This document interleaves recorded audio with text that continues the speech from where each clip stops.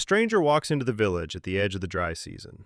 He is young, he is handsome, and he smiles like someone who has never been refused anything in his life.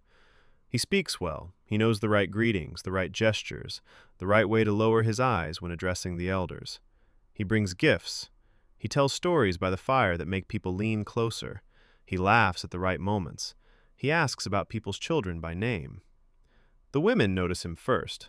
The men assess him and find nothing wrong. The elders welcome him. Within days, he is asked to court the chief's daughter, and the chief is considering it seriously. There is only one thing. His hair is unusually thick, falling past his shoulders, covering the back of his head completely. He never turns his back to anyone. He positions himself in doorways, against walls, in seats where no one can walk behind him. And the old woman who lives at the edge of the compound, the one whose warnings nobody takes seriously anymore, says she smelled something on him. Not the wood smoke and palm oil that clings to everyone in the village. Something else. Something animal. The Ambundu people of Angola have a name for what this stranger is. They call him a kishi. He has two faces on one skull. The one you are looking at right now is beautiful. The one hidden beneath that thick, dark hair belongs to a hyena. And its jaws, once they close, do not open again. This is his story.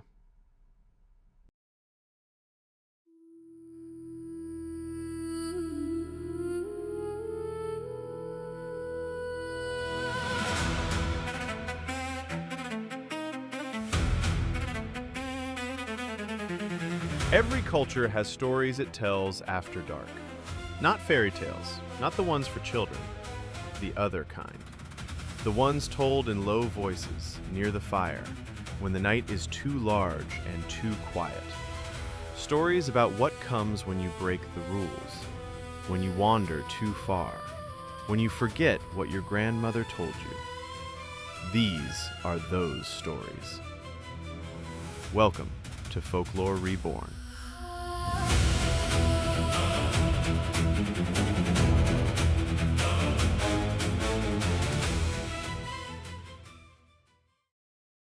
This is episode 6, The Kishi. The Ambundu are one of the largest ethnic groups in Angola, roughly 7 million people centered around Luanda and the surrounding provinces.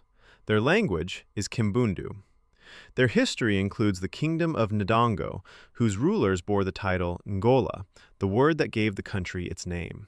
Their most famous leader, Queen Nzinga Mbande, fought Portuguese colonial expansion for 40 years in the 17th century, leading armies, conducting diplomacy, and refusing to surrender on terms that would have dissolved her kingdom. This is a nation with a political memory that shapes Angolan identity to this day. Ambundu society is matrilineal. Inheritance, political title, and clan membership pass through the mother's line. A maternal uncle holds more authority over a child than the biological father.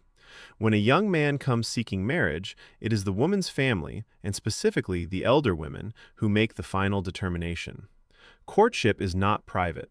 It is a community event, observed, evaluated, and debated over weeks or months. The suitor's lineage is examined, his character is tested, his behavior is watched. The system exists because in a society where marriage is an alliance between lineages, one wrong choice can damage families for generations. The Kishi knows all of this, and it uses every piece of it. The landscape is Angolan plateau, rolling savanna over red laterite earth under a sky so wide it dominates everything beneath it. Scattered baobab trees stand alone like sentinels. At night, the safe world shrinks to the radius of firelight. Beyond the fire, tall grass, dark hills, and from somewhere in the distance the sound that everyone on this plateau grows up hearing. A hyena's whoop, halfway between a cry and laughter, carrying miles across flat ground. The villages are built for communal life. Concentric rings of mud brick houses around central gathering spaces, designed so everyone sees everyone. Every meal is shared. Every arrival is noticed. Every stranger is evaluated by the whole community before they are given trust. This system has worked for centuries. It protects, it filters, it catches what does not belong. The Kishi walks through it as if it were nothing. It does not sneak in at night. It does not break down walls or attack from ambush. It enters through the front gate, in daylight, wearing the most beautiful face you have ever seen. It follows every protocol. It speaks to the elders with the right deference. It brings gifts that are generous without being suspicious. It tells stories by the fire that make people feel seen, feel understood. It reads emotional needs with an accuracy that feels like genuine intimacy. The young woman is charmed. The elders are satisfied. The rival suitor who suspects something cannot explain why, and his objections sound like jealousy. And the old woman at the edge of the compound who says she smelled something wrong, something animal, is dismissed. Because every system of evaluation the community possesses says this man is exactly what he appears to be. The Kishi legend belongs to the broader Ambundu tradition of Makishi, malevolent spirits capable of mimicking human behavior while remaining fundamentally predatory. In the foundational myth of Ambundu culture, the hero, Kimanawese, the founder of the social order, was killed by Makishi while his son was away. Even the greatest among you can be destroyed by deception when the people who should be watching are absent. That is the lesson at the root of the tradition, and the Kishi is its sharpest expression. The Kishi has two faces on one head. This is the detail that separates it from every shapeshifter or were creature in world folklore. There is no transformation, no moonlit trigger, no curse that activates. Both faces exist at the same time, permanently. The human face does the talking, the smiling, the courtship. The hyena face, on the back of the skull, concealed under thick, dark hair, waits. It has always been there. It was there when he first smiled at you. It was there when he told your father he wanted to marry you. The two faces are not a before and after.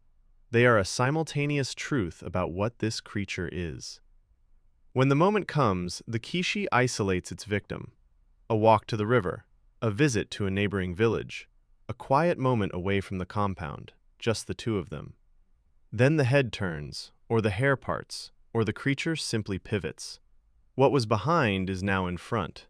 The hyena's jaws are broad, heavy, built to crush bone. Once they close, they lock. The first bite is the last thing that happens. There is no fight, no negotiation, no escape. The defense was never meant to happen at this moment. The only defense was never to have been fooled in the first place. The hyena is not an arbitrary choice. Across Central and East Africa, the spotted hyena carries a weight of meaning that goes beyond the animal itself. It laughs in sounds that mimic human distress. It feeds on the dead. It blurs the boundary between male and female in ways that unsettle the cultures that observe it. It sounds, from a distance, almost human. In Ambundu thought, the hyena represents the violator of categories, the thing that crosses lines the living are supposed to respect. It eats what should not be eaten. It is what should not exist. And the Kishi carries it fused to its own skull, inseparable from the face that charmed you. In the oral traditions collected by Heli Chatelain in the 1890s, the earliest written record of these stories, the Kishi is not always defeated by strength. In one tale, a woman exposes the creature at a feast through a test of domestic knowledge that requires authentic human memory and kinship understanding. The Kishi fails because performance has limits. It can mimic courtesy, but it cannot replicate belonging. In another tale, a girl feeds the creature a bitter preparation that burns its mouth and drives it away. The defenses encoded in these stories are perception, knowledge, and the willingness to act on suspicion when everyone around you has already been charmed. The elder women in the story see what the young cannot.